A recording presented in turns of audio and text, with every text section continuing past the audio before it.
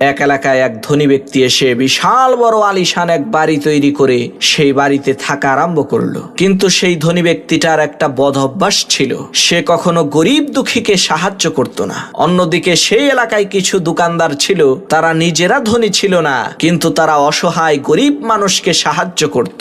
যেমন এক কসাই ছিল, সে গরিব অসহায় লোককে ফ্রিতে গোশত দিত। এক মুদির দোকানদার ছিল, সে প্রত্যেক মাসে কিছু অসহায় লোকের বাড়িতে চাল ডাল তরু তরকারি দিয়ে আসতো।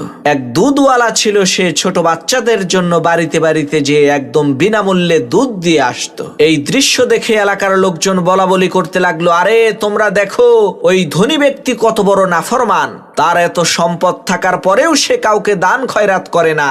আর এই দোকানদাররা সারাদিন ঘাম ঝরানো এত পরিশ্রম করার পরেও অসহায় গরিব মানুষকে কত সাহায্য করে, এরাই তো প্রকৃত ধনী। এইভাবে কিছুদিন চলার পর এলাকার সমস্ত লোকজন ওই ধনী ব্যক্তির সাথে তারা তাদের সম্পর্ক ছিন্ন করলো। যখন সেই ধনী ব্যক্তিটি মারা গেল, তখন সেই এলাকার কেউ তার জানাজায় শরীক হলো না। পরের দিন যখন এক গরিব লোক কসাইয়ের দোকানে গোশত চাইলো, তখন কসাই বিনামূল্যে গোশত দিতে অস্বীকৃতি জানালো। দুধওয়ালাও তার দুধ ফ্রিতে দেওয়া বন্ধ করে দিল। মুদির দোকানদারও তার দোকানের সদাই কাউকে আর বিনামূল্যে দিল না।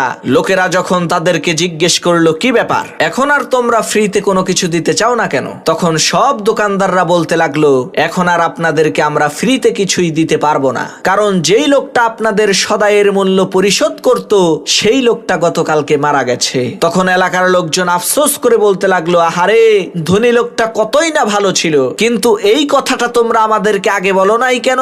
তখন দোকানদাররা বলতে লাগলো, সেই ধনী ব্যক্তি আমাদেরকে নিষেধ করেছিল, কেননা আল্লাহর নবী বলেছেন, তোমরা এমন ভাবে দান খয়রাত করো, ডান হাতে দিলে যাতে বাম হাতে টের না পায়।